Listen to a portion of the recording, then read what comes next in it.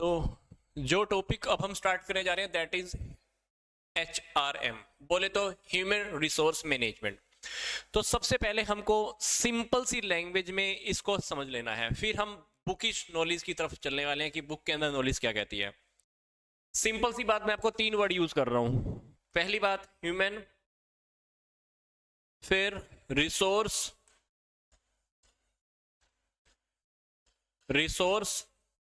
फिर मैनेजमेंट। तो ह्यूमन क्या हुआ? एक किस्म से इंसान। रिसोर्स मतलब संसाधन, जो संसाधन आजकल आपको पता है कि बहुत दुर्लभ होते हैं और कह लीजिए कि कम भी होते हैं, क्योंकि हमारे पास संसाधन अनलिमिटेड तो है नहीं, संसाधन होते हैं लिमिटेड। किसी भी इंसान के पास अनलिमिटेड पैसा नहीं है, किसी भी इंसान के पास मैन पावर अनलिमिटेड नहीं है। तो ये जो संसाधन होते हैं, रिसोर्सेज होते हैं, ये लिमिटेड ही होते हैं। फिर तीसरी बात मैनेजमेंट। मैनेजमेंट का मतलब क्या? हम जब कुछ तरीके से कुछ सोच समझ के कुछ काम करते हैं, प्लानिंग करते हैं, ऑर्गेनाइजिंग करते हैं, कोऑर्डिनेशन करते हैं, कंट्रोलिंग करते हैं, ये सारी क्या होती है? मैनेजमेंट होती है। तो मैनेजमेंट देखा जाए तो हमारे घर में भी होती है, स्कूल में भी होती है, कॉलेज में भी होती है। क्योंकि मैनेजमेंट का मतलब क्या है? काम करना, दूसरों से काम करवाना, सबसे मिलजुल कर काम करवाने की कला, एक मैनेजमेंट। तो हम इस टॉपिक में आज क्या समझने जा रहे हैं कि हम मैनेजमेंट किसका करने वाले हैं? ह्यूमन का करने वाले हैं। मानव संसाधन का हम क्या करने वाले हैं? प्रबंध करने वाले हैं। मतलब रियलिटी में हम सब जैसे घर में छोटी छोटी चीज मैनेज करते हैं, जैसे टेबल यहाँ पे रखी होनी चाहिए, चेयर यहाँ रखी होनी चाहिए, ये चीज यहाँ रखी होनी चाहिए, कितने अच्छी तरीके से हम मैनेज करते हैं, क्योंकि काम हमारा प्रॉपर तरीके से चलता रहे, हमारा टाइम वेस्ट ना हो, हमारा मन भी शांत रहे। इसी तरह से अब हमको क्या करना है? लोगों की मैनेजमेंट करनी है। मतलब जो हमारे मानव संसाधन है, जो हमारा ह्यूमन रिसोर्स है, उसको क्या करना है? हमको उसको अच्छे से मैनेज करना है। पहले ये जो टॉपिक था ये एग्जिस्टेंस में नहीं था, इसको इतनी ज्यादा इंपॉर्टेंस नहीं दी जाती थी, बट आजकल ये ह्यूमन रिसोर्स मैनेजमेंट बहुत ज्यादा पावरफुल कॉन्सेप्ट के रूप में उभर कर आया है। क्योंकि किसी भी ऑर्गेनाइजेशन के अंदर पैसा है, पावर है, लैंड है, जमीन है कह लीजिए, या पैसा कह लीजिए, कुछ भी कह लीजिए, मशीनें हैं, ये सारी चीजें तब तक अनइम्पोर्टेंट है जब तक हमारे पास इन सब से काम करवाने वाला इंसान नहीं है। मतलब अगर मैं इंसान को हटा दूं तो क्या होगा? क्या आप जमीन का यूज कर पाओगे? मशीन का यूज कर पाओगे? पैसे का यूज कर पाओगे? बिल्डिंग का यूज कर पाओगे? माल का यूज कर पाओगे? नहीं।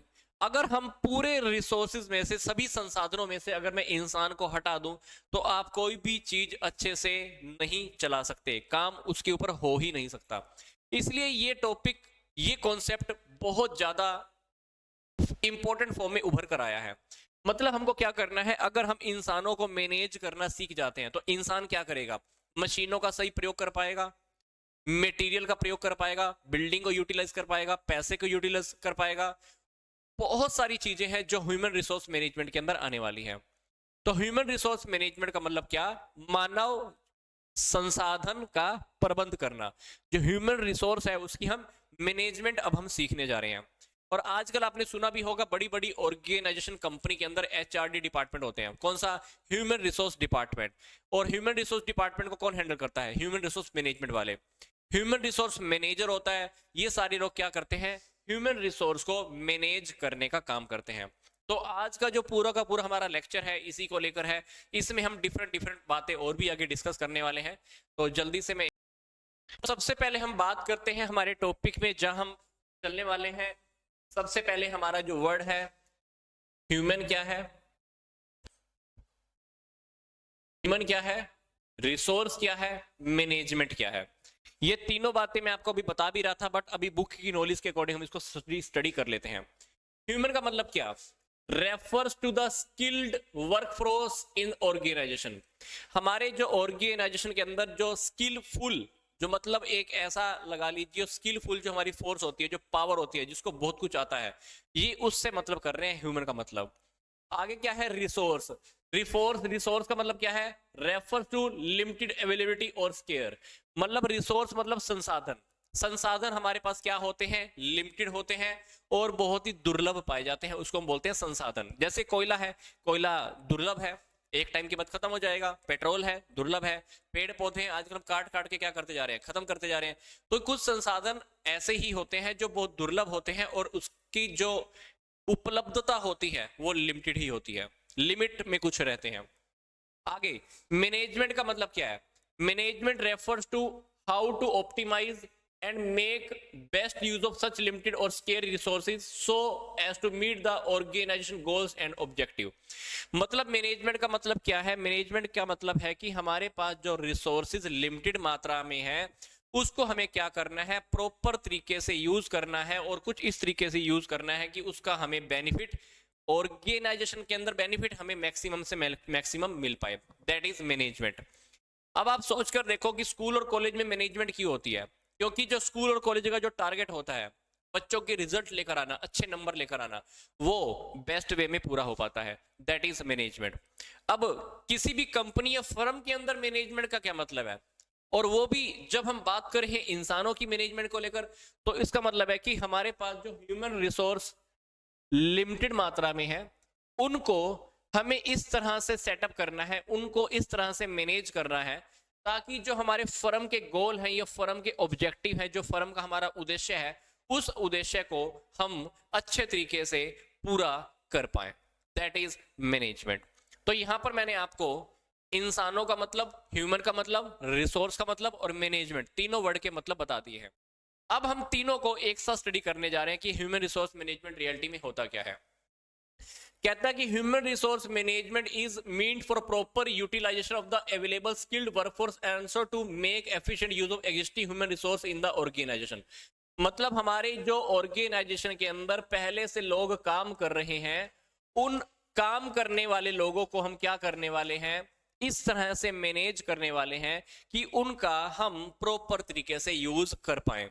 जैसे हम मशीनों को अच्छे तरीके से यूज करना जानते हैं, जैसे हम पैसे को अच्छे तरीके से यूज करना चाहते हैं, जैसे हम हर चीज को अच्छे से यूज करना चाहते हैं, वैसे ही हमारी ऑर्गेनाइजेशन के अंदर जो लोग काम कर रहे हैं, जिनके पास पहले से बहुत ज्यादा अच्छी कुशलता है, हम उनको इस तरीके से मैनेज करना चाहते हैं कि वो हमारे ऑर्गेनाइजेशन के ऑब्जेक्टिव को पूरा कर पाए, हमारी सिस्टम के लिए वो काम कर पाए, हम उनमें से अच्छी क्वालिटीज को बाहर निकल पाए, हम उनसे 100% काम ले पाए। That is human resource management.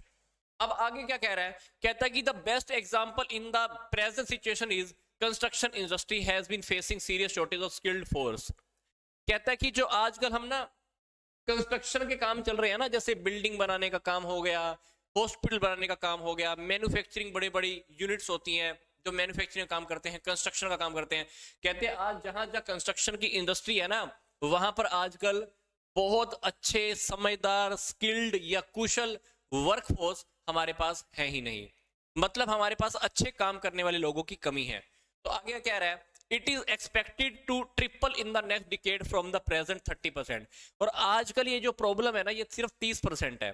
आने वाले टाइम में ये प्रॉब्लम हमारी 3 गुना बढ़ने वाली है। मतलब आने वाले टाइम में हमारे पास अच्छे और कुशल, बहुत अच्छे तरीके से काम करने वाले लोगों की कमी होने वाली है। और ये प्रॉब्लम आज के टाइम पे 30% चल रही है, पर आने वाले टाइम में ये प्रॉब्लम हमारी 3 गुना बढ़ सकती है। तो ये इसका हमारे पास नेगेटिव इंपैक्ट होने वाला है। किसके ऊपर? Productivity of the sector. इससे हमारा काम बहुत प्रभावित होने वाला है और इससे हमारी इंडस्ट्री के ऊपर एक नेगेटिव इंपैक्ट पड़ने वाला है। आगे का कह रहे हैं, कहते हैं बहुत सारे एक्सपर्ट हैं, बहुत सारे एक्सपर्ट जो बहुत सारे समझदार लोग हैं, वो क्या कह रहे हैं? वो कह रहे हैं कि मशीनों और टेक्नोलॉजी ने क्या किया है, आजकल ह्यूमन रिसोर्स की जगह ले ली है। जैसे आपने देखा था कि पहले जब हम रोड बनाते थे तो सारे रोड कौन बनाता था? इंसान बनाता था। घर कौन बनाता था? इंसान बनाता था। ऊपर लेंटर तो डलते ही नहीं थे। अभी क्या होने लगा? टेक्नोलॉजी आ गई, मशीनें आ गई, तो ये सारे काम कौन करने लगा है? ये सारे काम टेक्नोलॉजी और मशीनों की थ्रू होने लगे हैं। अब ह्यूमन रिसोर्स की जरूरत हमको कम पड़ने लगी है। तो काफी सारे एक्सपर्ट कह रहे हैं कि अब आने वाले टाइम में या अभी भी ऐसा हो रहा है कि टेक्नोलॉजी ने या मशीनों ने इंसानों की जगह ले ली है। तो यहां पर इंसानों का जो रोल हो गया है वो मिनिमम हो गया है। तो फिर भी मशीनें और technology are built by human being. कहते हैं फिर भी हम मानकर चलते हैं कि मशीनों ने जगह ले ली है, पर कहते हैं कि फिर भी सोचकर तो देखो, मशीनों को, टेक्नोलॉजी को बनाया किसने है? मशीनों और टेक्नोलॉजी को बनाया तो इंसान ने ही है। तो ये बात आपको कह के चल रहे हैं। तो आगे कह रहे हैं कि इसलिए बहुत जरूरी हो गया है कि हमें फर्म के अंदर क्वालिफाइड, प्रोफेशनल और टैलेंटेड लोगों को सर्च करना, समझना और उनको हमारी ऑर्गेनाइजेशन की डेवलपमेंट के लिए उनको बना के रखना। इसलिए ह्यूमन रिसोर्स मैनेजमेंट की जरूरत हो गई है। एक बार मैं जूम कर रहा हूं, किसी का कमेंट आ रहा है, let's see once.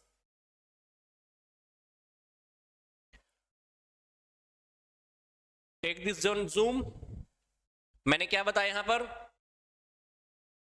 Construction industry में हमारे पास कुशल वर्कफोर्स की कमी हो गई है और ये प्रॉब्लम आज के टाइम में 30% है। आने वाले टाइम में ये प्रॉब्लम ट्रिपल 3 गुना हो सकती। फिर कुछ एक्सपर्ट क्या कह रहे हैं कि टेक्नोलॉजी ने और मशीनों ने इंसानों की जगह ले ली है और इंसानों का रोल क्या हो गया है? मिनिमम हो गया है। फिर वो आगे कह रहे हैं कि जो मशीनें और टेक्नोलॉजी है ना, वो क्या कर रही हैं? बनाता भी कौन है इसको? इंसान ही तो बनाता है। फिर भी हमको क्या करना है? हम इस बात को अवॉइड नहीं कर सकते कि इंसानों की हमें फर्म में जरूरत है कि नहीं है। बिल्कुल इंसानों की फर्म में जरूरत है। तो इसीलिए आज के टाइम में हमें क्या करना है? स्किल्ड, टैलेंटेड, क्वालिफाइड प्रोफेशनल्स लोगों को हमें क्या करना है? बचा के रखना है, फर्म में बना के रखना है। क्यों बना के रखना है? क्योंकि अगर आप किसी भी फर्म की, ऑर्गेनाइजेशन की लगातार डेवलपमेंट करना चाहते हो तो आपको ये टैलेंटेड, कुशल और क्वालिफाइड प्रोफेशनल की जरूरत है। ये सिंपल सी बातें हैं जो हमको अभी समझने को मिल रही हैं। हालांकि अगर आप बड़ी बड़ी कंपनियों में देखोगे, रोबोट भी आ गए हैं, काम करने लगे हैं, आर्टिफिशियल इंटेलिजेंस आ गई है, इंसानों को तो खत्म ही करते जा रहे हैं। पर आप सोचकर देखो, रोबोट को भी कौन बनाता होगा? इंसान ही बनाता होगा। इसलिए इंसानों के ऊपर मैनेजमेंट करना, इंसानों के ऊपर अच्छे से काम करना, ये बहुत जरूरी हो गया। क्योंकि अगर इंसान ही अच्छे से काम करने वाले नहीं मिलेंगे तो आने वाले टाइम में बिल्डिंग कौन बनाएगा? कंस्ट्रक्शन इंडस्ट्री कैसे चलेगी? रोड कैसे बनने वाले हैं? तो आने वाले टाइम में वो कह रहे हैं कि प्रॉब्लम हमारी 3 गुना बढ़ सकती है। बट आज के टाइम में ही इसलिए हमारा ह्यूमन रिसोर्स मैनेजमेंट एग्जिस्टेंस में आ गया है। आगे और देखो क्या कह रहे हैं। देयरफॉर, इसीलिए वो क्या कह रहे हैं? इसीलिए जो इंसान है हमारी इंडस्ट्री का बहुत इंपॉर्टेंट रोल है और हमारी इंडस्ट्री का बहुत इंपॉर्टेंट एसेट है फॉर एनी ऑर्गेनाइजेशन। क्योंकि काफी सारे टास्क हैं आजकल, वैसे तो आर्टिफिशियल इंटेलिजेंस से होने वाले हैं, मतलब रोबोट भी कर लेते हैं। पर रोबोट के अंदर क्या है? जजमेंट करने की पावर है? नहीं है। क्या रोबोट के अंदर फीलिंग्स है? नहीं है। क्या रोबोट अपने तरीके से दिमाग लगा सकता है? नहीं है। रोबोट को तो पहले से ही सारी की सारी परमिशन दे दी जाती है कि ऐसा काम करना है, वैसा काम करना है। तो आजकल मानते हैं आर्टिफिशियल इंटेलिजेंस आ गई है, रोबोट टाइप चीजें आ गई हैं, पर फिर भी रोबोट के अंदर कुछ चीजें ऐसी हैं जो इंसानों में है और रोबोट में नहीं है। आगे कह रहे हैं,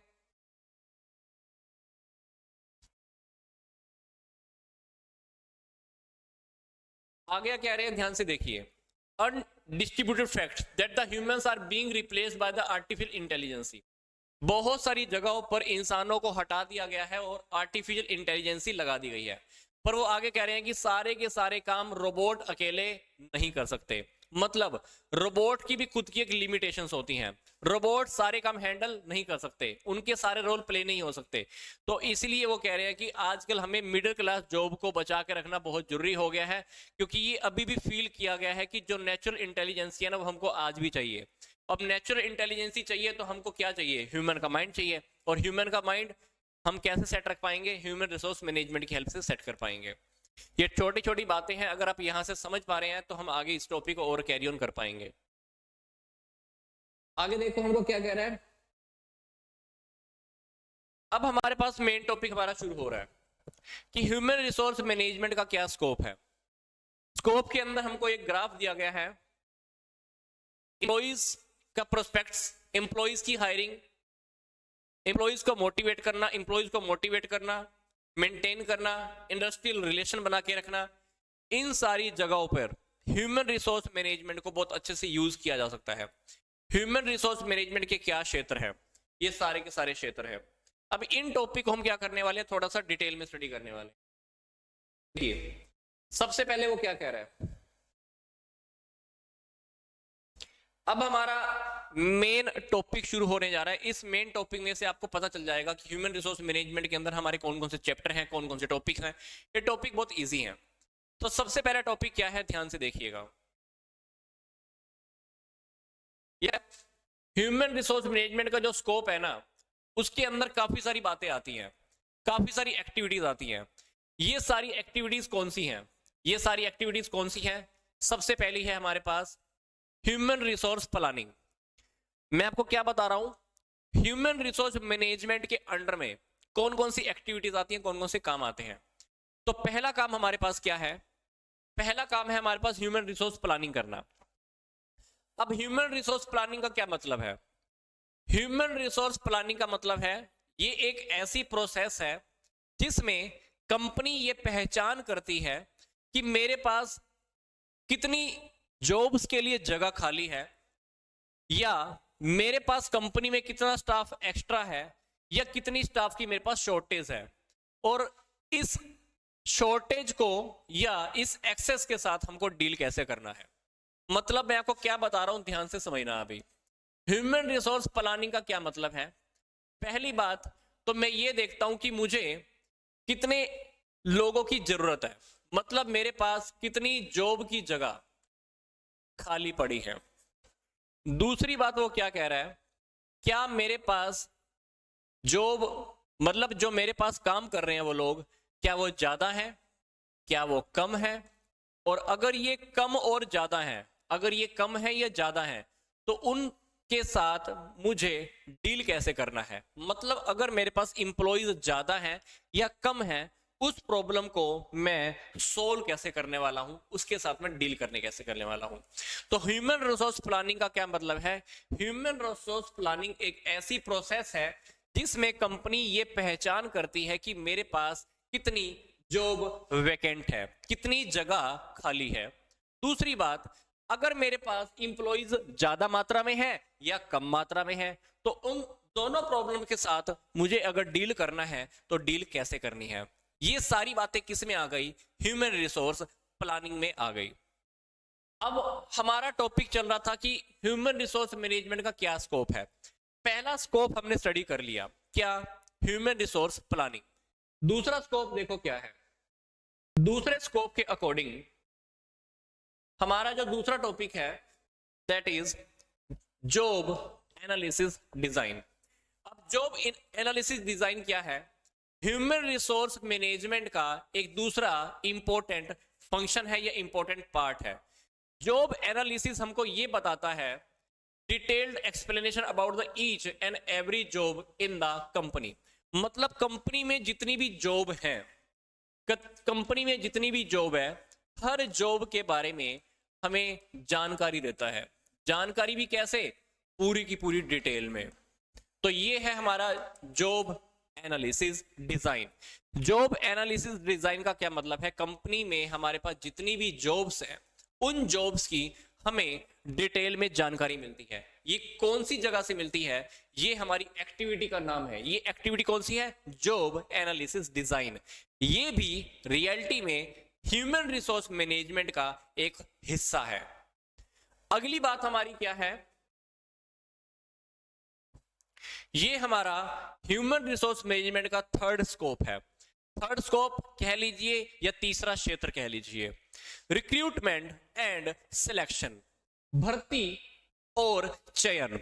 भर्ती का मतलब क्या होता है?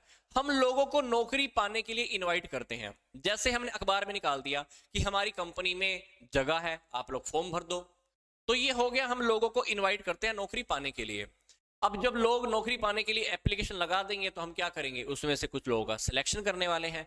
तो भर्ती की बात करें या सिलेक्शन की बात करें, सिलेक्शन बोले तो चयन की बात करें, ये दोनों टॉपिक, ये दोनों एक्टिविटीज भी किस में आती हैं? HRM में आती हैं। तो ये भी HRM का स्कोप है। तो हमारे पास जो भी डेटा इकट्ठा होता है जॉब एनालिसिस के बेस पर, जॉब एनालिसिस के बेस पर मैंने क्या किया था? हर जॉब के बारे में, हर नौकरी के बारे में मैंने डिटेल में इंफॉर्मेशन इकट्ठा कर ली थी। अब मेरे पास इंफॉर्मेशन तो आ गई। अब इस इंफॉर्मेशन के आधार पर मैं क्या करने वाला हूं? एडवर्टाइजमेंट निकालने वाला हूं या न्यूज़पेपर में निकालने वाला हूं। तो दिस इज ए रिक्रूटमेंट। मैं लोगों को इनवाइट करूंगा कि आप अपनी एप्लीकेशन भरो, तो वो लोग क्या करेंगे? एप्लीकेशन भर देंगे। एप्लीकेशन आने के बाद मैं क्या करूंगा? इंटरव्यूज रखूंगा। तो इंटरव्यूज रखने के बाद मैं क्या करूंगा? जो सही इंप्लॉइज होंगे मैं उनको सिलेक्ट कर लूंगा और और जो दूसरे इंपॉर्टेंट इंप्लॉइज जो हमको लगता है कि अच्छे नहीं है, उस इंप्लॉइज को मैं रिजेक्ट कर दूंगा। तो ये जो रिक्रूटमेंट और सिलेक्शन का काम है बहुत इंपॉर्टेंट है। रिक्रूटमेंट के अंदर मैंने क्या किया, न्यूज़पेपर में निकलवा दिया, एडवर्टाइजमेंट में निकाल दिया, भाई मेरी कंपनी में जगह खाली है। लोग क्या करेंगे, न्यूज़ पढ़ने वाले हैं, एप्लीकेशन लगाएंगे। एप्लीकेशन लगाने के बाद क्या करूंगा, फिर मैं उनकी एप्लीकेशन को देखूंगा, फिर मैं इंटरव्यू रखूंगा, लोग इंटरव्यू देने के लिए आएंगे, फिर उनमें से मैं कुछ लोगों का सिलेक्शन करने वाला हूं और कुछ लोगों को मैं रिजेक्ट करने वाला हूं। तो ये रिक्रूटमेंट और सिलेक्शन, भर्ती और चयन, ये ह्यूमन रिसोर्स मैनेजमेंट का एक बहुत इंपॉर्टेंट पार्ट है। ये ह्यूमन रिसोर्स मैनेजमेंट का एक स्कोप है। तो स्कोप के अंदर मैं अब तक 3 बातें स्टडी कर चुका हूं।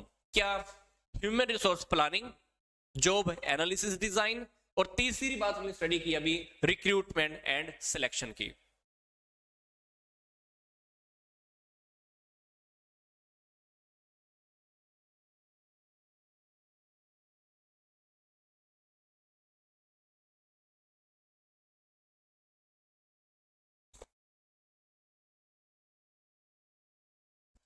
कंपनी में कितना ह्यूमन रिसोर्स चाहिए जो ना ज्यादा हो ना ही कम हो? सुनीता, ये तो कंपनी पे डिपेंड करता है ना, कंपनी बड़ी है या छोटी है, कितने लोगों की जरूरत है वहां पे नहीं है। कंपनी बड़ी है तो हो सकता है कि 1000 लोग भी उनको चाहिए हो, कंपनी अगर छोटी है तो हो सकता है कि 10 लोगों से भी काम चल जाए। तो पूछ रहे हैं या बता रहे हैं, जरा कमेंट करके बताओ। क्योंकि अगर आप कुछ पूछते हैं तो क्वेश्चन मार्क लगाया करें, और अगर कुछ बता रहे हैं तो फुल स्टॉप। सुइंदा, अपना कमेंट जल्दी दोबारा से लिखिएगा एक बारी।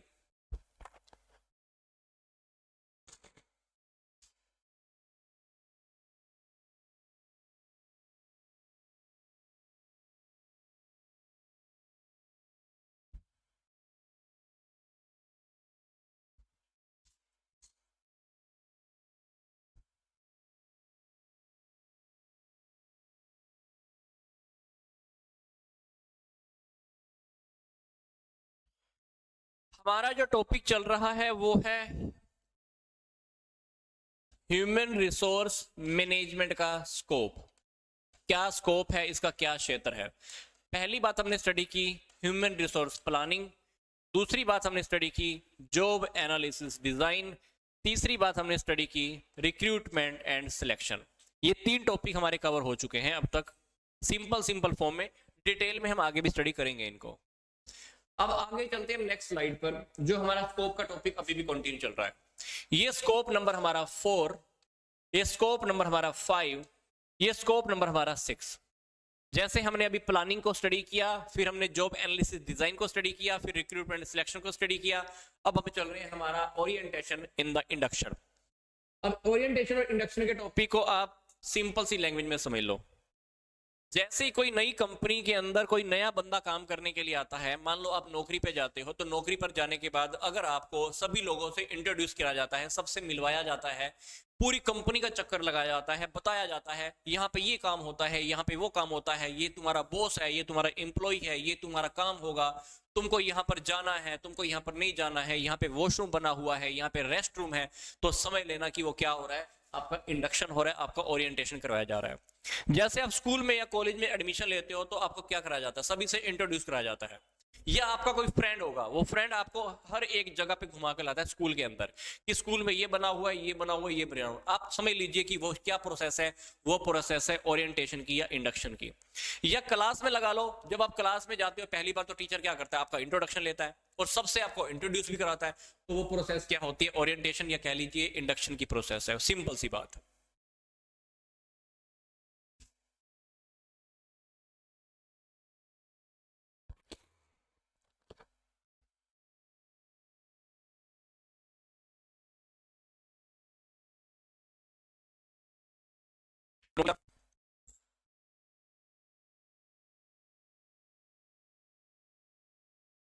तो हम क्या बात कर रहे हैं यहाँ पर, ओरिएंटेशन की।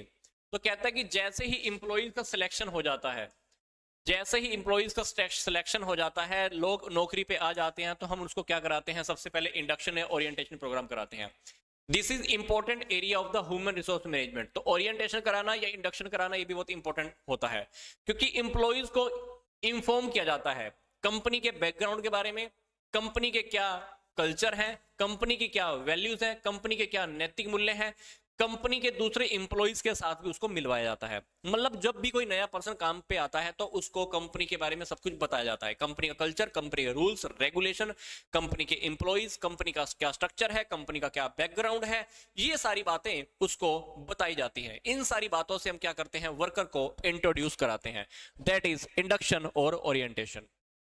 इसके बाद जो हमारा नेक्स्ट है वो है ट्रेनिंग एंड डेवलपमेंट। अब सोच के देखिए, कोई भी बंदा काम करने के लिए आ जाएगा, उसको काम के बारे में तो नहीं पता। अगर किसी भी पर्सन को हम काम पर सीधा लगा दें तो वो क्या करेगा, मशीनरी का गलत उपयोग करेगा।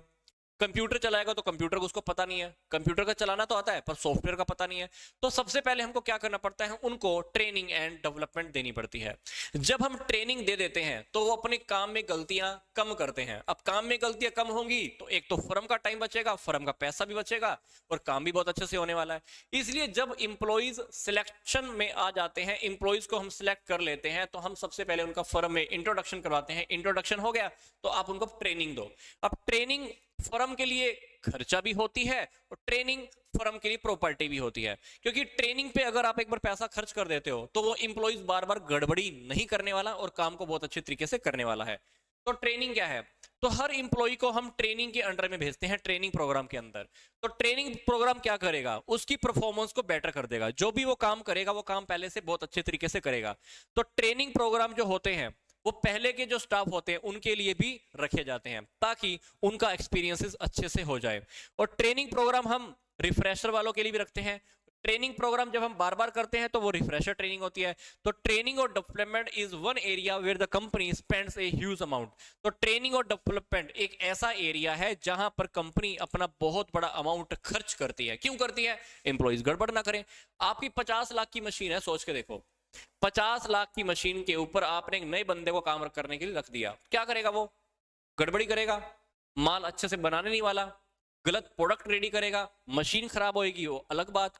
तो हम क्या कर सकते हैं, हमने उसके ऊपर 10,000 रुपए खर्च कर दिए, ट्रेनिंग दे दी, तो क्या करेगा, हमारी मशीन भी बची रहेगी, काम भी अच्छे से होता रहेगा और कुछ गड़बड़ी भी नहीं होने वाली। तो ट्रेनिंग दे देने से हालांकि हमारा खर्चा तो हो ही जाता है, एक जगह पे देखे तो हमारा खर्चा हो जाता है, पर हम फ्यूचर के होने वाले लॉसेस से खुद को बचा भी लेते हैं। क्योंकि कोई भी इंप्लॉय अगर बार बार काम करेगा, बार बार गड़बड़ी करेगा, वो तो महीने के लास्ट में तो सैलरी मांग लेगा, वहां पे भी हमारा नुकसान होने वाला है। और काम करते करते जो गड़बड़ी करेगा वहां से भी हमारा नुकसान होने वाला है। तो अपने को क्या करना है, उनको पहले से ट्रेनिंग दे दो ताकि गड़बड़ी ना करे, ठीक है। तो अपने को ट्रेनिंग और डेवलपमेंट के ऊपर इसलिए कंपनी क्या करती है, बहुत अच्छा खर्चा कर देती है।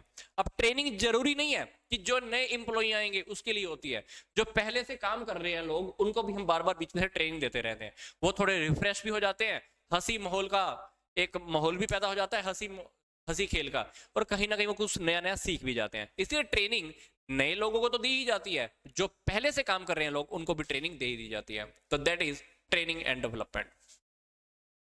आगे देखिए हमारा है परफॉर्मेंस अप्रेजल। परफॉर्मेंस अप्रेजल का क्या मतलब है, जब इंप्लॉइज को हमने नौकरी पे रख लिया, सबसे मिलवा दिया, ट्रेनिंग दे दी, काम करना उन्होंने शुरू कर दिया।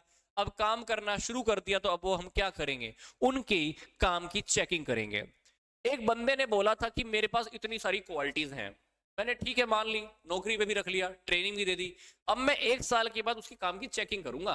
क्यों, तूने तो भाई ऐसे बोला था कि मेरे को ये काम आता है, ये काम आता है। तो 1 साल के बाद जो उसने बोला था और जो उसने किया, उन दोनों की काम की मैं क्या करने वाला हूं, कंपैरिजन करने वाला हूं, तुलना करने वाला हूं। तो जब मैं ये तुलना करता हूं ना फर्म के अंदर, कंपनी के अंदर, तो इसको हम बोलते हैं परफॉर्मेंस अप्रेजल। मतलब उसकी परफॉर्मेंस की मुझे मूल्यांकन कर रहा, उसने जो परफॉर्म किया है उसको मैं क्या करने वाला हूं, मूल्यांकन करने वाला हूं।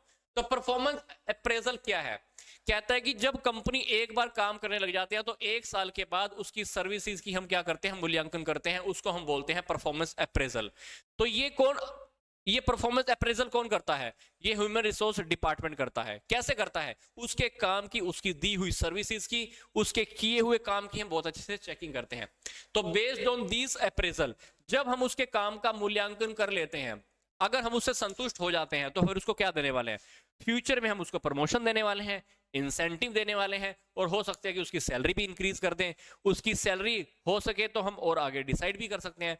तो अगर हम उसके काम से, उसकी परफॉर्मेंस से अगर हम क्या हो जाते हैं, सेटिस्फाई हो जाते हैं, तो उसके लिए बेटर है। उसको हम प्रमोशन दे सकते हैं, सैलरी बढ़ा सकते हैं, उसको इंसेंटिव दे सकते हैं, उसकी सैलरी के अंदर कुछ ना कुछ चेंजेस मतलब होने वाले हैं। दैट इज परफॉर्मेंस अप्रेजल, मतलब उसके काम का मूल्यांकन करना। तो यहां पर हम कौन सा टॉपिक स्टडी कर रहे थे? ह्यूमन रिसोर्स मैनेजमेंट का स्कोप। स्कोप के अंदर हमने अब तक 6 टॉपिक स्टडी किए हैं। Human resource planning, job design analysis, फिर हमने ये 3 टॉपिक स्टडी किए हैं।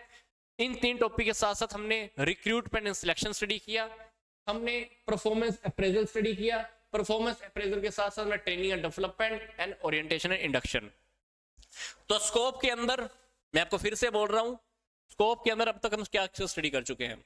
स्कोप के अंदर हम स्टडी कर चुके हैं जॉब डिजाइन एनालिसिस, हम स्टडी कर चुके हैं ह्यूमन रिसोर्स प्लानिंग, हम स्टडी कर चुके हैं रिक्रूटमेंट एंड सिलेक्शन, हम स्टडी कर चुके हैं ओरिएंटेशन, फिर हमने स्टडी किया ट्रेनिंग एंड डेवलपमेंट, फिर हमने स्टडी किया परफॉर्मेंस अप्रेजल। सबसे पहले हमने क्या किया थी? उनकी प्लानिंग की थी। फिर हमने जॉब की जितनी भी पोस्ट है उसको ध्यान से देखा, लोगों को नौकरियों के लिए रिक्रूट किया, सिलेक्शन किया, फिर उनको कंपनी में सबसे इंट्रोड्यूस कराया, उनको ट्रेनिंग दी, फिर अब उनके काम की चेकिंग की। तो ये हमारा ह्यूमन रिसोर्स मैनेजमेंट का स्कोप है। तो स्कोप के अंदर अब तक हम 6 बातें स्टडी कर चुके हैं। And the last one is compensation planning and the remuneration. मतलब हम क्या करने वाले हैं? उनको टाइम पर सैलरी वगैरह देने की बात कर रहे हैं, क्योंकि अगर हम उनको टाइम पर सैलरी नहीं देते, उनको सेटिस्फाई नहीं करते, तो क्या होंगे? हमारी कंपनी को छोड़कर जाने वाले हैं। तो अब उनको क्या करना है? हम उनको रिम्बर्स करने वाले हैं। मतलब there are the various rule regarding compensation and the other benefit. So it is the job of the human resource department to look on the reimbursement and the compensation planning. तो ये human resource department का अभी काम है कि वो इस बात की और बहुत खास तौर पे ध्यान रखें कि हमें उनको रिम्बर्स भी करना है और कुछ और बेनिफिट भी देने होते हैं। क्योंकि अगर इंप्लॉय सेटिस्फाई नहीं है तो क्या करेंगे? हमारी कंपनी को छोड़ के चले जाएंगे। हमने उनको 2 साल तक काम सिखाया, अब वो 1 सेकंड में हमारी कंपनी को छोड़ के चला जाए तो उसका बेनिफिट दूसरी कंपनी को मिल जाएगा, दूसरी कंपनी उसको 10,000 फालतू देगी, रख लेगी अपने पास। तो ये नुकसान हम नहीं वहन कर सकते, क्योंकि किसी भी इंप्लॉय को रखना, समझाना, काम सिखाना बहुत टिपिकल प्रोसेस होती है, और वो इंप्लॉय 1 सेकंड में छोड़ के चला जाए, वो भी हमारी एक छोटी सी गलती की वजह से, तो ये हम नहीं होने दे सकते। तो इसलिए हमें उनको टाइम पर कंपनसेट करना होता है, कुछ अदर बेनिफिट्स भी देने होते हैं, और ये काम किसका होता है? ह्यूमन रिसोर्स डिपार्टमेंट का। तो ह्यूमन रिसोर्स डिपार्टमेंट को कहा जाता है कि भाई तुम कंपनसेशन को लेकर और रिमबर्समेंट को लेकर, रिम्यूनरेशन को लेकर, पारिश्रमिक को लेकर बहुत अच्छे प्लानिंग कर लो। ये प्लानिंग का काम भाई आपका है। पता चले कि हमारी फर्म को कोई छोड़ के नहीं जाना चाहिए। तो ये हमने स्कोप के अंदर 7 पॉइंट्स स्टडी कर लिए, और ये टॉपिक वो टॉपिक है जो हमारे आगे बहुत काम आने वाले हैं। इसलिए इन टॉपिक पे मैं थोड़ा सा अभी आपको थोड़ा डिटेल में बताता जा रहा हूँ, डिटेल में बता रहा हूँ, क्योंकि आगे टॉपिक स्टडी करने हमारे बहुत इजी हो जाएंगे। अभी हम क्या स्टडी करने जा रहे हैं कि एचआरएम के क्या ऑब्जेक्टिव हैं। हम जो ह्यूमन रिसोर्स मैनेजमेंट करते हैं तो उसके क्या ऑब्जेक्टिव रहते हैं। तो ऑब्जेक्टिव के अंदर हमारे पास फर्म को कुछ ऐसा देखना होता है कि फर्म के ऑब्जेक्टिव, फर्म के उद्देश्य तो पूरे हो ही जाएं, फर्म के उद्देश्यों के साथ साथ सोसाइटी के उद्देश्य भी पूरे हो जाएं, उन लोगों के पर्सनल ऑब्जेक्टिव भी पूरे हो जाएं, और ऑर्गेनाइजेशन के ऑब्जेक्टिव भी पूरे हो जाएं। मतलब ध्यान से देखो, हमारे पास रियलिटी में हमने पूरे तो करने होते हैं ऑर्गेनाइजेशन के ऑब्जेक्टिव, पर हम कुछ इस तरह से कोऑर्डिनेशन करते हैं कि सोसाइटी के ऑब्जेक्टिव, पर्सनल ऑब्जेक्टिव और फंक्शनल ऑब्जेक्टिव ये सारे एक साथ पूरे हो जाएं। अब ध्यान से देखिए, क्या रियलिटी में जो भी इंसान किसी भी कंपनी में कोई सी जगह पे काम करना आता है ना, तो उसका एक पर्सनल मोटिव होता है कि मेरे को सैलरी ज्यादा मिलनी चाहिए, वेजेस ज्यादा मिलनी चाहिए, मेरा स्टेटस होना चाहिए, मेरा नाम होना चाहिए, मैं बहुत फेमस बन जाऊं।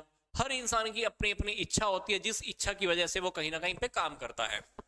अब ह्यूमन रिसोर्स मैनेजमेंट को, डिपार्टमेंट को क्या करना होता है? सामने वाले की ऑब्जेक्टिव को, सामने वाले की इच्छा को भी ध्यान में रखना होता है, और फर्म की जो इच्छा है, फर्म का जो ऑब्जेक्टिव है, उसको भी ध्यान में रखना होता है। तो वो इस तरह से काम लेके चलते हैं, इस तरह से सबको गले लगा के चलते हैं कि सामने वाले का काम भी पूरा हो जाए और हमारा काम भी पूरा हो जाए। अब ये काम पूरा कौन करेगा? ह्यूमन रिसोर्स डिपार्टमेंट, बोले तो ह्यूमन रिसोर्स मैनेजमेंट के अंदर हम ये सारे काम करने वाले हैं। तो ये क्या कह रहा है, ध्यान से सुनिए। ये कह रहा है कि जो ह्यूमन रिसोर्स मैनेजमेंट का जो पहला काम है ना, प्राइमरी फंक्शन है, प्राइमरी ऑब्जेक्टिव है, वो क्या है? एम्प्लॉइज और ऑर्गेनाइजेशन के जो ऑब्जेक्टिव है ना, उनको सेटिस्फाई करना। तो जब हम ऑर्गेनाइजेशन के ऑब्जेक्टिव फिक्स कर रहे होते हैं तो हमको इस बात का भी ध्यान रखना होता है कि एम्प्लॉइज की जरूरतों को और एम्प्लॉइज की जहां पर रुचि है और वहां पर जो एम्प्लॉइज के गोल है वो भी पूरे हो जाए। क्या कह रहा है, ध्यान से देखो। कहता है कि जब हम ऑर्गेनाइजेशन के गोल, बोले तो उद्देश्य, डिसाइड कर रहे होते हैं, हमको क्या करना होता है, कुछ इस तरीके से ये डिसीजन लेना होता है, ये डिजाइन हमें इस तरीके से बनाना होता है कि हम पहले से ही ये देख लेते हैं कि हमारे जो एम्प्लॉइज है ना, एम्प्लॉइज का इंटरेस्ट कहां पे है, एम्प्लॉइज की क्या जरूरतें हैं, एम्प्लॉइज क्या चाहते हैं। तो इन सारी बातों को ध्यान में रखकर, हमारे भी गोल को ध्यान में रखकर हम क्या करते हैं, फिर क्या करते हैं, फर्म के ऑब्जेक्टिव डिसाइड करते हैं। मतलब फर्म जब भी अपने ऑब्जेक्टिव डिसाइड करती है, टारगेट लेती है, काम करना स्टार्ट करती है, तो वो कर्मचारियों का भी ध्यान में रखती है, खुद की बातों का भी, खुद के टारगेट को भी ध्यान रखती है। इन सारी बातों को ध्यान में रख के हम क्या करते हैं, फॉर्मुलेशन करते हैं, बोले तो हम अपने टारगेट डिसाइड करते हैं, काम करना स्टार्ट तभी करते हैं। आगे वो क्या कह रहा है, this is done by the integrated the employees interest and the management interest with a view to achieve the objective of the entire organization. तो ये अगर हम पूरी फर्म के टारगेट को पूरा करना चाहते हैं, पूरी फर्म का जो हमारा बेनिफिट है उसको देखना चाहते हैं, तो हमको एम्प्लॉइज और ऑर्गेनाइजेशन दोनों के टारगेट को इंटीग्रेट करना पड़ेगा, दोनों को मिलाना पड़ेगा, ताकि हमारा जो टारगेट है वो हमारा पूरा हो जाए। तो इसलिए यहां पर ये क्या कह रहे हैं कि जो ऑब्जेक्टिव्स हैं एचआरएम के, वो ऐसे लगा लो कि सोसाइटी को लेकर भी होते हैं, फंक्शनल भी होते हैं, ऑर्गेनाइजेशनल भी होते हैं और पर्सनल भी होते हैं। तो सारी बातों को हमें क्या करना है, अभी ध्यान में रखना है। तो सबसे पहला जो हमारा ऑब्जेक्टिव है, हमारा ऑब्जेक्टिव है दैट इज सोसाइटल ऑब्जेक्टिव। बोले तो सोसाइटी को लेकर, सोसाइटल के अंदर आपको पता है कि जब भी हम कुछ काम करते हैं तो सोसाइटी को भी बीच में लेके चलते हैं, तो सोसाइटी की बातों को हमें ध्यान में रखना होता है, सोसाइटी को नुकसान नहीं होना चाहिए। तो सोसाइटल ऑब्जेक्टिव के अंदर हमें क्या करना है, हमने इस बात का ध्यान रखना होता है कि जो भी हम एम्प्लॉइज हम लेकर आने वाले हैं, उस एम्प्लॉइज की वजह से किसी की, सोसाइटी के किसी भी इंसान को नुकसान नहीं पहुंचना चाहिए। तो हमें ह्यूमन रिसोर्स को इस तरह से मैनेज करना होता है कि ये एथिकल और सोशली बहुत अच्छे से काम करते रहे। तो हमें क्या करना है, to manage human resources in ethical and the socially responsible manner. दूसरी बात, to ensure compliance with the legal and ethical standard, मतलब हम सोसाइटी के किसी भी रूल्स एंड रेगुलेशन को ना तोड़े, उनकी नैतिकता को हम पूरा करते रहे, ये हमारा ऑब्जेक्टिव होता है। तीसरा ऑब्जेक्टिव, हमें सोसाइटी का फर्म के ऊपर कोई नेगेटिव इंपैक्ट ना आए, इसको भी हमें क्या करना होता है, मिनिमम करना होता है। क्योंकि सोसाइटी के अंदर कभी कभी कुछ नेगेटिव चीजें भी होती है, उस नेगेटिव चीजों का प्रभाव हमारी फर्म के ऊपर नहीं आना चाहिए। तो इस सारे प्रभावों को हमें क्या करना है, मिनिमम लेवल तक लेके चलना है। तो एचआरएम का पहला जो ऑब्जेक्टिव है वो सोसाइटी को लेकर है। तो सोसाइटी के रूल्स एंड रेगुलेशन को नहीं तोड़ना, सोसाइटी के लिए पोल्यूशन नहीं फैलाना, सोसाइटी के लोगों को धोखा नहीं देना, सोसाइटी के साथ ही काम करके चलना है, सोसाइटी का प्रभाव हमारी ऑर्गेनाइजेशन के ऊपर भी नहीं आना चाहिए। तो ये हमारा पहला ऑब्जेक्टिव होता है एचआरएम का। फिर दूसरा जो ऑब्जेक्टिव होता है वो है ऑर्गेनाइजेशनल, बोले तो फर्म को लेकर ऑब्जेक्टिव। फर्म को लेकर ऑब्जेक्टिव क्या होते हैं, हमें क्या करने हैं, एचआर डिपार्टमेंट क्या करता है, रिकॉग्नाइज करता है its role in bringing about the organization effectiveness. हम कुछ इस तरह से काम करते हैं कि जो हमारे ऑर्गेनाइजेशन के जो हमारे ऑब्जेक्टिव है और टारगेट है वो बहुत कुशल तरीके से, बहुत आसानी से हमारे पूरे हो जाए। तो ये ऑब्जेक्टिव भी किसका है, हमारा एचआरएम का ऑब्जेक्टिव है। फिर इसके साथ साथ ये कहता है कि एचआरएम खुद में एक एंड होने वाली प्रोसेस नहीं है, ये हम क्या करते हैं, ये हमारे प्राइमरी ऑब्जेक्ट को पूरा करने का काम करते हैं। क्या, हमारे जो फर्म के जो मेन ऑब्जेक्टिव है उसको पूरा करने का काम करते हैं। अब हमारा जो तीसरा ऑब्जेक्टिव है, जो तीसरा ऑब्जेक्टिव है वो कौन सा है, वो है हमारा फंक्शनल ऑब्जेक्टिव। फंक्शनल ऑब्जेक्टिव के अंदर वो क्या कह रहा है, ध्यान से देखिए, to maintain the HRM department contribution at the level appropriate of the organization needs, resources are wasted when HRM is either more or less sophisticated to suit the organization demand. मतलब हमको क्या करना है, फर्म को क्या ध्यान रखना है, फर्म को इस बात का ध्यान रखना है कि रिसोर्सेज को कुछ इस तरीके से यूज करना है ताकि रिसोर्सेज हमारे वेस्ट ना हो, क्योंकि रिसोर्सेज को जब हम वेस्ट करते हैं तो उसमें क्या फर्म का नुकसान होता है। अब आप सोच के देखिए, फर्म के अंदर काफी सारे डिपार्टमेंट काम करते हैं। अब सारे डिपार्टमेंट का अलग अलग फंक्शन होता है, प्रोडक्शन डिपार्टमेंट, मार्केटिंग डिपार्टमेंट, तो सारे डिपार्टमेंट का अलग अलग एक रोल होता है, अलग अलग काम होता है। अब हम सोच कर देखो कि अलग अलग डिपार्टमेंट अलग अलग फंक्शन कर रहे हैं, अगर वो रिसोर्सेज को वेस्ट करना स्टार्ट कर दें तो इससे अल्टीमेटली नुकसान पूरी की पूरी फर्म को होने वाला है। बट इससे बचने के लिए हमें ये ध्यान रखना होता है कि वो सब सही तरीके से काम करते रहें और रिसोर्सेज हमारे वेस्ट भी ना हो। तो ये हमारा फंक्शनल ऑब्जेक्टिव के अंदर आएगा। इसके बाद वो क्या कह रहा है,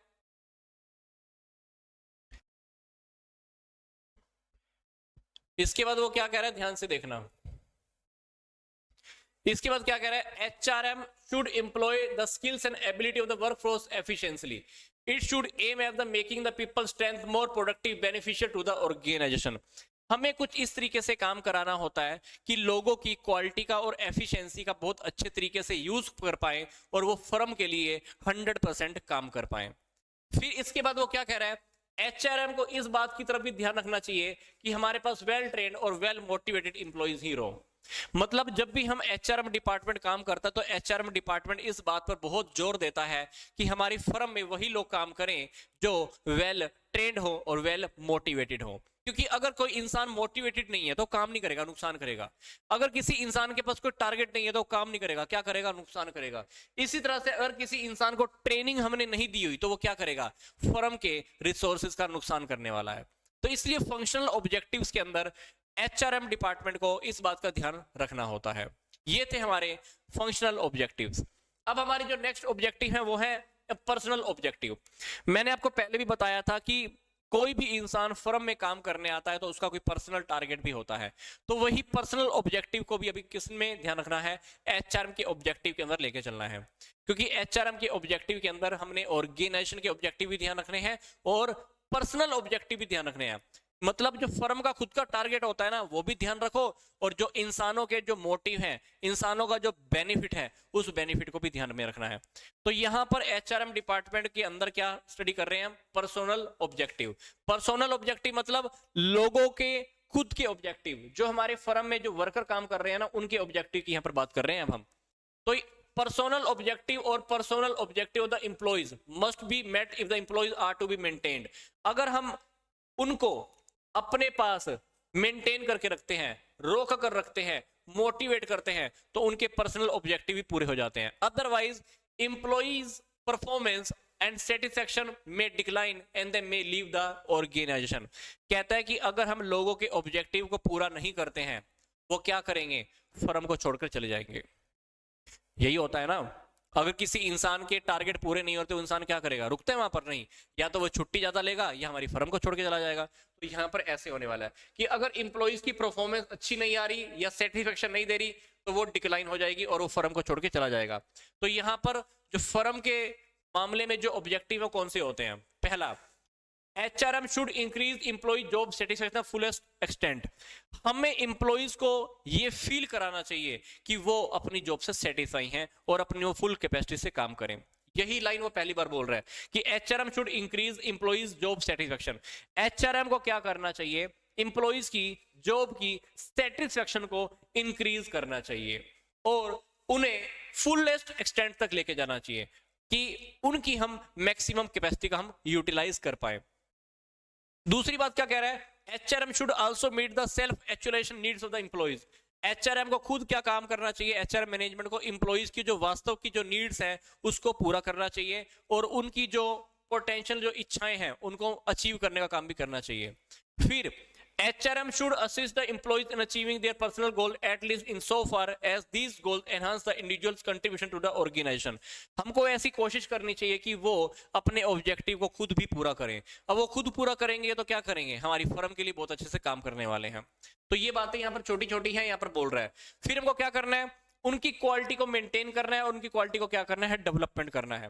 फिर एचआरएम डिपार्टमेंट को क्या चाहिए, एचआर की जो पॉलिसीज होती है वो सारी पॉलिसीज इंप्लॉइज को बतानी चाहिए। और इससे क्या करेगा, वो अपने आइडियाज बताएगा, अपनी ओपिनियन रखेगा, अपनी फीलिंग बताएगा, और इंप्लॉइज के क्या होने वाले, व्यूज भी आने वाले हैं। मतलब हमारी फर्म में हम जो भी पॉलिसीज बनाते हैं, पॉलिसीज के बारे में हमें क्या करना है, इंप्लॉइज को बता देना चाहिए। इंप्लॉइज को जब हम पहले से ही बता देंगे तो इंप्लॉइज क्या करते हैं, इंप्लॉइज मोटिवेट होते हैं, अपनी ओपिनियन देते हैं, अपनी बातें बताते हैं। ये सारी चीजें कौन करने वाले हैं, इंप्लॉइज करने वाले हैं। इसलिए कह रहे हैं कि एचआरएम को क्या करना चाहिए, ह्यूमन रिसोर्स मैनेजमेंट को क्या करना चाहिए, हमारी फर्म में हम जो भी पॉलिसीज बनाते हैं, जो भी रूल्स एंड रेगुलेशन बनाते हैं, जो भी हम ऑब्जेक्टिव बताते हैं, रखते हैं, बनाते हैं, उसके बारे में इंप्लॉइज को पहले से ही जानकारी दे देनी चाहिए। जब हम उनको टाइम से पहले जानकारी दे देते हैं तो वो क्या करने वाले हैं, उन आइडियाज को बहुत अच्छे से काम करने वाले हैं, ओपिनियंस, फीलिंग्स और उनका इंप्लॉइज का खुद का भी व्यू कहीं ना कहीं आने वाला है। तो ये हमारा एचआरएम ऑब्जेक्टिव्स के बाद हम बात कर रहे हैं nature of human resource management. Human resource management का क्या नेचर है। पहली बात, integral part of the process of the management. Management की जो प्रोसेस होती है उसका बहुत इंपॉर्टेंट पार्ट है ये। यस, क्या, एचआरएम। तो ह्यूमन रिसोर्स मैनेजमेंट हर इंटरप्राइज के ऑर्गेनाइजेशनल स्ट्रक्चर का बहुत इंपॉर्टेंट पार्ट है, और इसको हम मैनेजमेंट के फंक्शन से अलग भी नहीं कर सकते। और ये फंक्शन आजकल परफॉर्म करते हैं मैनेजर के द्वारा। ये अलग से मैनेजर्स होते हैं जिसको हम बोल सकते हैं पर्सनल डिपार्टमेंट ओनली। मतलब ये क्या कह रहा है, कह रहा है कि जो एचआरएम है आजकल मैनेजमेंट का एक बहुत इंपॉर्टेंट फंक्शन बन चुका है, और ये फंक्शन बहुत बड़ा रोल प्ले करता है। ये एचआरएम फर्म के लिए बहुत इंपॉर्टेंट है। ये बहुत सारी बातों का ध्यान रखता है, एम्प्लॉइज को मोटिवेट करता है, एम्प्लॉइज से काम कराता है, ये सारी बातें हैं। इसलिए एचआरएम को हम मैनेजमेंट से अलग नहीं कर सकते, पहली बात। दूसरी बात, कंप्रीहेंसिव फंक्शन। मतलब the main function of the human resource management is to manage people at the work. मतलब काम पर जो भी लोग काम पर जो भी लोग हैं, पीपल एट वर्क है ना, उन लोगों को हम क्या कर रहे हैं, मैनेज कर रहे हैं। अब लोग कहां कहां पे काम करते हैं, top level management, mid level management, lower level management, platform area. जितनी भी जगह पर लोग काम कर रहे हैं उन सारी जगहों पर हमें लोगों को क्या करना है, मैनेज करना है, उनको बना के रखना है। ये हमारा सेकंड टॉपिक। मतलब ये सारे लेवल पे हमारा काम करता है, कौन सा, एचआरएम। तीसरी बात, ये कह रहा है कि परवेसिव फंक्शन। मतलब एचआरएम ऐसा नहीं है कि एक ही जगह पे अप्लाई होता है, एचआरएम हर जगह पे अप्लाई होता है। चाहे वो प्रोडक्शन का एरिया है, मार्केटिंग है, फाइनेंस है, रिसर्च है, रिक्रूटमेंट है, सिलेक्शन है, डेवलपमेंट है, हम सभी जगह पर क्या चाहते हैं, हमारे बहुत से लोग, जितने भी लोग हों सारे के सारे अच्छे हों और अपनी कैपेसिटी का अच्छे से यूज करते हो। तो इसलिए ये एक यूनिवर्सल ट्रूथ है कि ये सभी जगह पर अप्लाई होता है, कोई भी डिपार्टमेंट हो, कोई भी जगह हो, कोई भी ऑर्गेनाइजेशन हो। तो ये एक बहुत इंपॉर्टेंट और